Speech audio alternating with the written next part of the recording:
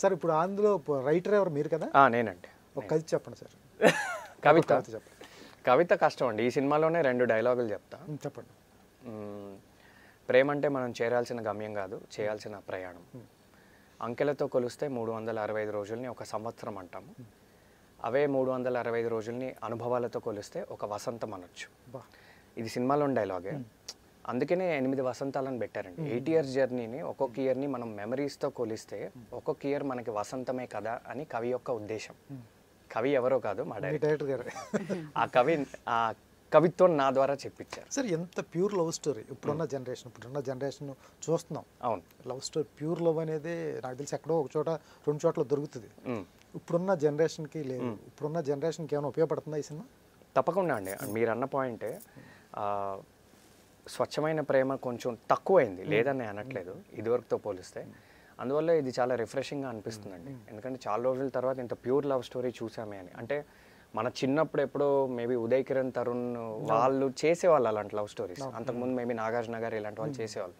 దాని తర్వాత మళ్ళీ ఒక ప్యూర్ లవ్ స్టోరీ అనేది, అంటే కాంట్రవర్సీ లేకుండా, లేదా ఎలాంటి వల్గారిటీ ఆర్ ఎలాంటి వైలెన్స్ ఇలాంటివి లేకుండా, అంటే కేవలం ప్రేమ మీదే నడిచే కథ అనేది చాలా రోజులైంది. కాబట్టి డెఫినెట్గా ఈ జనరేషన్కి ఉపయోగపడడం అనేది చాలా పెద్ద స్టేట్మెంట్, కానీ నచ్చుతుంది. ఎందుకంటే మా డైరెక్టర్ ఒక మాట అన్నారండి ఈ ఇంటర్వ్యూస్లోనే, బ్రోకెన్ హార్ట్ ఉన్న ప్రతి ఒక్కరికి ఈ సినిమా ఒక మెడిసిన్లా పనిచేస్తుంది అనేది. సో అందువల్ల ఏంటంటే, అంటే బ్రోకెన్ హార్ట్ అంటే లవ్లో ఫెయిల్ అయిన వాళ్ళే కదండి. సో దానికి అడిషన్ ఏంటంటే, లవ్లో ఫెయిల్ అయిన వాళ్ళకి, లవ్లో ఉన్న వాళ్ళకి, లవ్లో పడాలనుకునే వారికి, ఈ 3 వర్గాలకి ఈ సినిమా ఎంతో కొంత ఒక టేక్అవే ఉంటుంది, వాళ్ళందరినీ ఆకట్టుకుంటుంది. ఇప్పుడు లవ్లో ఫెయిల్ అయిన వాళ్ళు ఎవరు, సక్సెస్ అయిన వాళ్ళు ఎవరు సార్ మీ ఇద్దరిలో? ఎవరిద్దరిలో? మీ ఇద్దరిలో.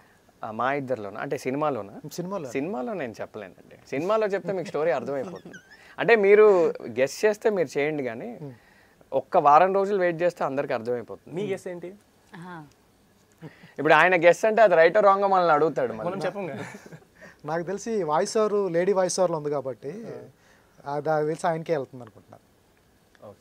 పొయిటిక్ యాంగిల్లో ఉంది కాబట్టి, ఆవిడ ఒక పొయిట్ని ఇష్టపడుతుంది కాబట్టి, పొయిట్ అయింది కాబట్టి అనుకుంటున్నాను. నాగస్ కాదా? చూద్దాం సినిమాలో. నేనేం మాట్లాడట్లేదు. రవి గారు మీకు ఓటేసా? నేనేం మాట్లాడదు. మీకు ఓటేసాను. ఓటేస్తే మటుకు మాట్లాడాల్సిన సమయం అది కాదు. మీరు అందుకే అన్న గెస్ట్ చేయనివ్వద్దని.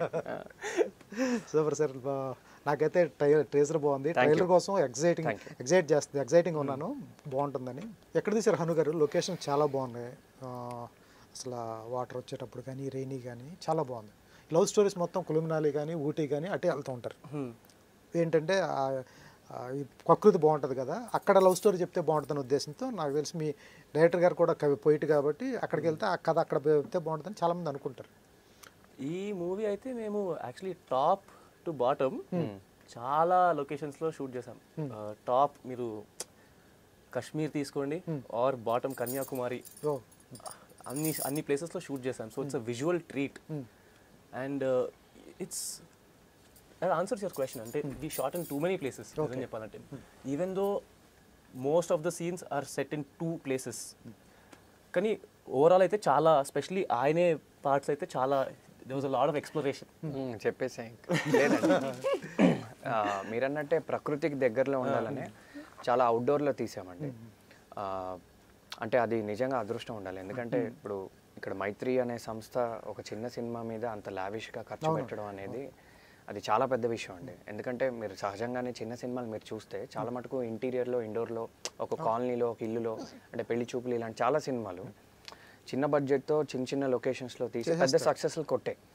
లేకపోతే ఇదేంటంటే నిజంగా వాళ్ళు కూడా ఇది ఒక లవ్ స్టోరీ కాబట్టి, దీనికి ఒక స్పాన్ ఉంది కాబట్టి, అందులో 2 ప్రేమ కథలు ఉన్నాయి కాబట్టి, మనకి వీలైనంత వరకు నేచర్కి దగ్గరలోనే చాలా అవుట్డోర్ చేసామండి. అందువల్ల షూటింగ్ కూడా చాలా ఎక్కువ రోజులు అయిందండి. చాలా ఛాలెంజింగ్ వెదర్లో చేసాము. ఎండలో ఎండాము, వానలో తడిసాము, మంచులో మునిగాము, అన్నీ చేసాము. టీజర్ 1లో ఒక షాట్ ఉంటుంది కదా, అమ్మాయి పరిగెత్తేది, అది how many days did you shoot? 3-4 days, bare feet, rain effect, మళ్ళీ అప్పుడు టెంపరేచర్ 12 or 13 degrees. సో ఇలాంటివి ఇంకా చాలా ఉన్నాయండి. చాలా ఉన్నాయి. మనం ఎప్పుడైనా సినిమా సక్సెస్ మీట్లో కలిస్తే మీకు ఇంకా 100% అందరం ఓపెన్ అప్ అయిపోతాం. ఇప్పుడు ఓన్లీ అలా అలా వదులుతున్నాం. లవ్కి రియల్గా మీరు ఇచ్చే డెఫినేషన్ ఏంటి సార్? మీ డైరెక్టర్ గారు ఏదో చెప్పారు, మాకు అర్థం కాలేదు, ఫస్ట్ అర్థం కాలేదు. లవ్కి ఇచ్చే డెఫినేషన్ ఏంటంటే అండి, చాలా సింపుల్గా చెప్తా. ఇందాక డైలాగే నేను చెప్పాను కదా, అంకెల్తో కొలిస్తే 365 రోజులను ఒక సంవత్సరం అంటాం, అనుభవాలతో కొలిస్తే అదే 365 రోజులను ఒక వసంతం అనొచ్చు. ఫణేంద్ర నారిశెట్టి అని ఒక ఆయన ఉన్నాడు, ఆయన చెప్పాడు ఇదంతా. అదే చెప్తున్నా, నాకు రవి చెప్పింది. సో రవి చెప్పేదే చెప్తున్నా. ఆ డైలాగ్కి ఏంటంటే నా ఇంటర్ప్రిటేషన్ ఏంటంటే, అండ్ నేను నమ్మేది కూడా, అంటే ఈ ఒక్క విషయంలో మేమిద్దరం సింక్లో ఉన్నాం. ఓకే, అందుకే కొన్నిసార్లు ఆయన డైలాగులు అలా పేలుతాయి నాకు కూడా, నేను చెప్పిన కన్విన్సింగ్ ఉంటాయి. అయితే ఏంటంటే అదే అండి, లవ్ అంటే డెఫినేషన్ ఏంటంటే ఆ collection of so many beautiful memories అంటే. ఎందుకంటే ఒక ముక్కలో చెప్పడం చాలా కష్టం, అది చాలా సముద్రం అంత ఎమోషన్ అది. సో మనకి over a period of time ఎన్నో ఏళ్ళు, ఎన్నో చిన్న చిన్న గొప్ప గొప్ప అనుభూతులు, అనుభవాలు, అందమైన అనుభవాలు ఉంటాయి కదా, వాటి యొక్క ఆ అందమైన కలయికే ప్రేమ. ఇది అర్థం అలా మీ డైరెక్టర్ గారు లాగానే ఫోన్లే మంచిదే, అప్పుడప్పుడు మనకి అలా అర్థం అయ్యి అవనట్టు కూడా బాగానే ఉంటాయి. సూపర్, అవి చాలా చాలా బాగా చెప్పారు నాకు. పర్లేదు. మీ ఈ రోల్లో మీకు బాగా కష్టం అనిపించింది ఏంటి? ఎందుకంటే journey of me journey A age నుంచి జర్నీ స్టార్ట్ అవుతుంది? మీరు మీ స్టోరీ ఈ కథలో మనం యాక్చువల్లీ 17 నుంచి 27 నుంచి జర్నీ 8 వసంతాలు, 8 ఇయర్స్. Yeah, okay. ఈ ఫేజ్లో లవ్ అనేది 2 ట్రాక్లు ఉంటుంది. అది ఎప్పుడు వస్తున్నావు అని అడుగుతున్నారా? ఎక్కడ ఎందుకు చేయాల్సి వస్తుంది, ఇద్దరు లవ్ చేయాల్సి వస్తుంది? ఎందుకంటే ప్యూర్ లవ్ స్టోరీలో సింగిల్ పర్సన్ ఉంటాడు, ఎందుకు ఇద్దరిని లవ్ చేయాల్సిన అవసరం ఏర్పడుతుంది? అందుకే కదా అప్స్ అండ్ డౌన్స్ మనం చూపిస్తున్నాం. అది కాదండి, చెప్పండి చెప్పు. It's your question. సో అంతే, అది ఐ థింక్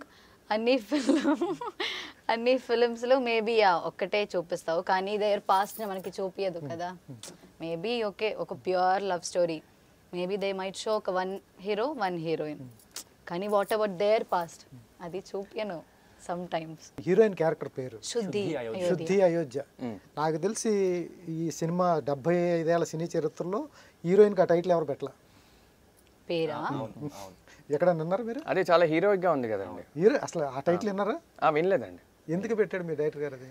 ఎందుకంటే మీరు శుద్ధి అయోధ్య అదే అండి, మీరు సినిమా చూస్తే ఆమె క్యారెక్టర్లో ఉన్న లేయర్స్ అన్ని మనం చూసినప్పుడు మీరే అంటారండి, యాప్ట్ పేరు పెట్టారు డైరెక్ట్. మీకు తెలుసా, అర్థం తెలుసు, మీనింగ్ తెలుసా? శుద్ధి అయోధ్య. శుద్ధి అంటే ప్యూరిటీ.